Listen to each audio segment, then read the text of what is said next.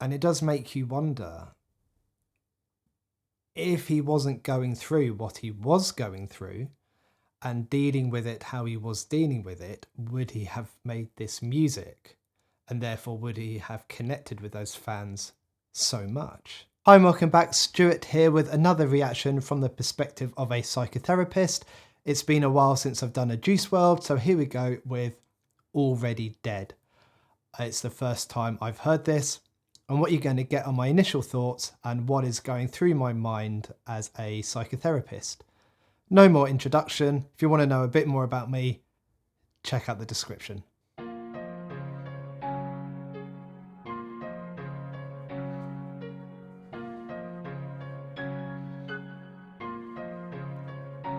You can see the pain in my laugh. Demons coming back from the past. Feeling like I'm about to relapse. Voices in my head. All I can hear them say is everyone wants me dead. Bitch, I'm already dead. I've been dead for years. I've been taking medicine again. What a heavy start. I've not listened to Juice for a while, so I can't remember if he always sounds like this, but there's a lot of pain in his voice. Talking about, where is it? Talking about demons coming back from the past. And I think he's mentioned demons before somewhere. Is it fighting demons? But usually people mean that as in, the demons are horrible thoughts and memories and images of things that have happened before, coming back and haunting them. And I wonder what they were for Juice, what kept coming back to him. So much so that it's bad enough for him to relapse. He might turn back to substances as a way to deal with it. And the fact that he uses the word relapse seems to hint at he had a period of time where he had stopped or abstained or reduced his use. If that's right, then let me know, because I'd be interested in what led up to that. How was he able to do that at that time? What was going on then? And he's got voices in his head and they're saying, everybody wants me dead. No wonder you would turn to something to take that away if you knew it could, even if just for a short time. Just for some peace from that. I'm already dead. I've been dead for years is a pretty chilling line. And I'm not sure if he means that because he's been so close to ODing so often, or if he means it as in dead on the inside, not really enjoying life, going through the motions but not really living. That feeling that depressed people often describe, where they feel empty. And if we think about this idea of depression as an experience for someone, we tend to ask 9 questions. And those questions are, do you have little interest or pleasure in things that you used to enjoy or you used to find pleasure in? Do you have difficulty sleeping? Do you feel hopeless? Do you have little energy? Do you eat poorly? Do you feel bad about yourself or that you're letting other people down? Do you have difficulty with concentration? Do you sometimes physically move so slow that other people notice? Or perhaps the other end of that spectrum, and you're constantly moving and fidgeting and feeling restless? And have you had thoughts about hurting yourself and ending it? I wonder how many of those questions Juice would have answered yes to. All I can hear them say is everyone wants me dead. Bitch, I'm already dead. I've been dead for years. I've been taking medicine again. Hitting mix it with the Vicodin. All my suffering is really getting under my skin. Maybe I should try to pray. That line, all that suffering is really getting under my skin, is really interesting.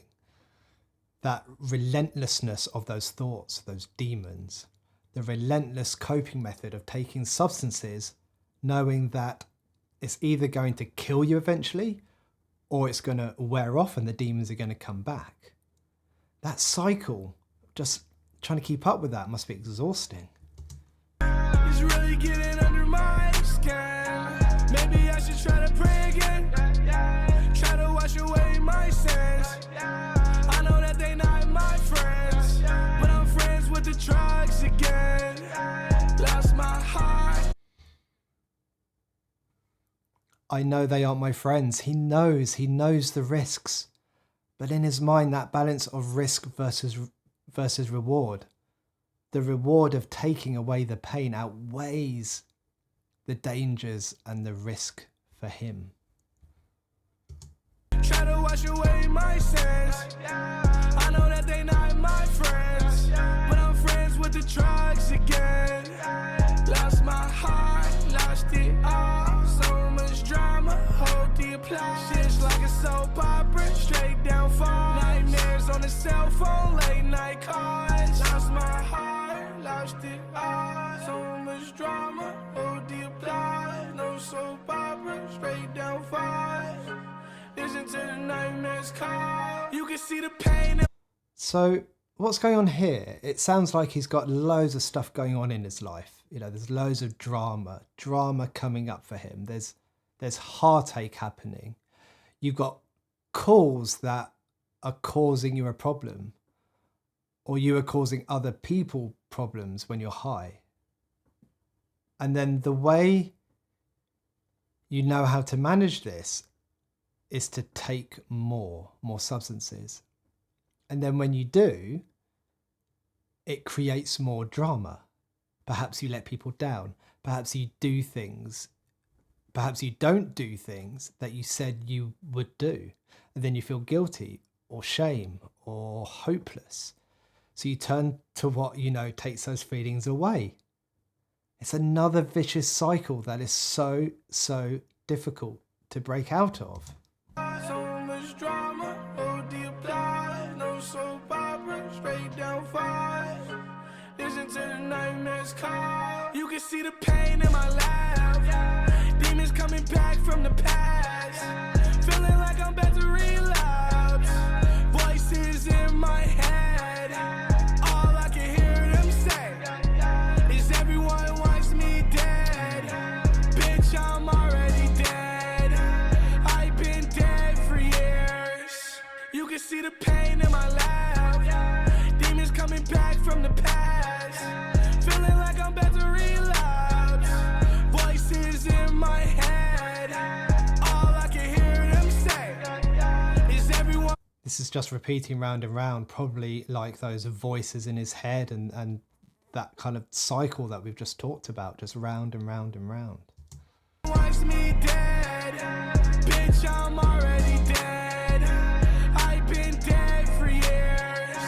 Have you ever been so alone that nobody's house feels like home? I've been running out of drugs and hope. I don't even got a plug no more. Have you ever been so alone? Feelings of being alone, so alone that nowhere feels like home for him. And he's running out of ways to cope. He's feeling hopeless, he's feeling helpless. If you lost your coping strategy, then that hopelessness is going to come even quicker. In fact, you don't even really have to lose the strategy, just acknowledging that it's not really working in the long term and things are gradually getting worse will make you feel more hopeless. I think you mentioned a plug there. I'm not 100% sure what that is. I'm guessing it's somewhere to buy what he takes.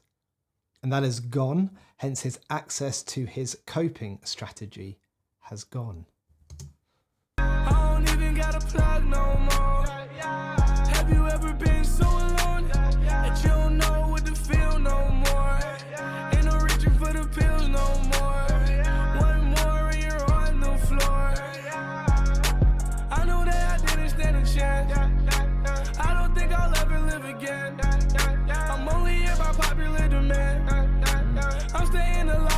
fan. Yes, my heart lost it all. So this is that emptiness I was talking about earlier, and we might call it anhedonia. The fact that he says, I know I didn't stand a chance, shows he's been feeling that way for a long time and knew and felt hopeless. But he's keeping going for the fans. He's only there by popular demand. For the fans that are getting something out of his music, the fans that are making that connection and it's doing something for them. I wonder how many other artists have done that, have kept going just for the fans. Chester Bennington comes to mind. Chris Cornell comes to mind.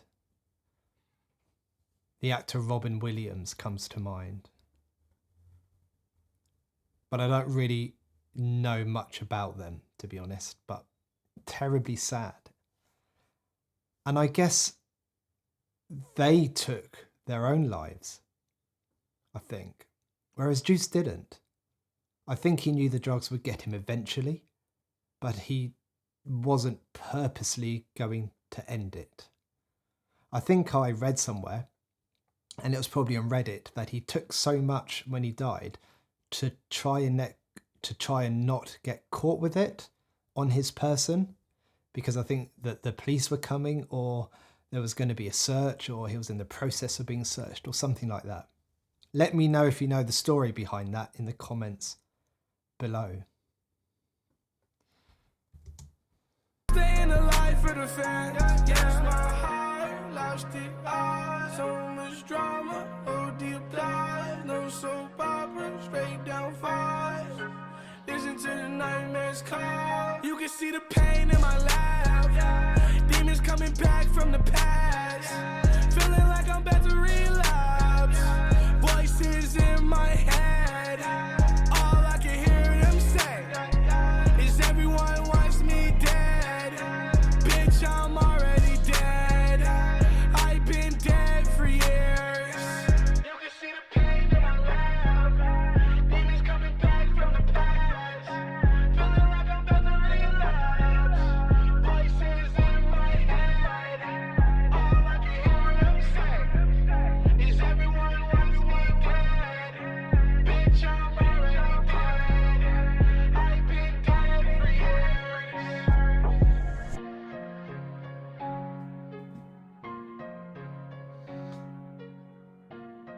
That echo in that last part must be what it's like, just hearing those words just over and over again, maybe slightly different pitches, but like echoes of each other. It's so sad.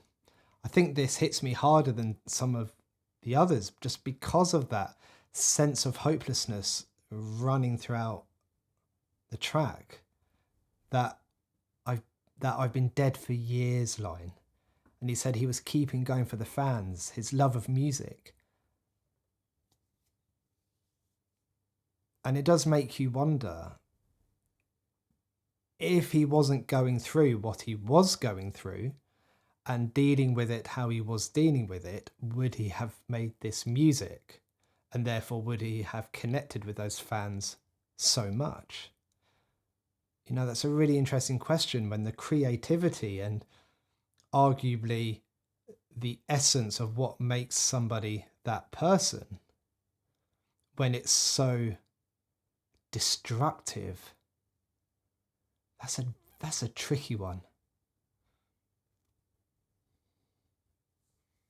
I mean, Juice was Juice. I think we would have liked it if he wasn't suffering so much and if he wasn't in so much pain, but then we wouldn't have gotten this Juice. I hope that makes sense. I'm not trying to say I'm pleased in any way that he suffered as he did. He was hurting so much. And I obviously don't know Juice. I had no connection with his music when he was still with us. You know, I hadn't heard of him until a few months ago. But it hurts me so much to hear another person in this much pain.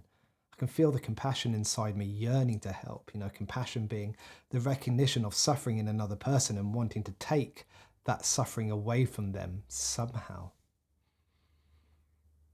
And I'm really interested in where these thoughts about everyone wanting him dead were coming from.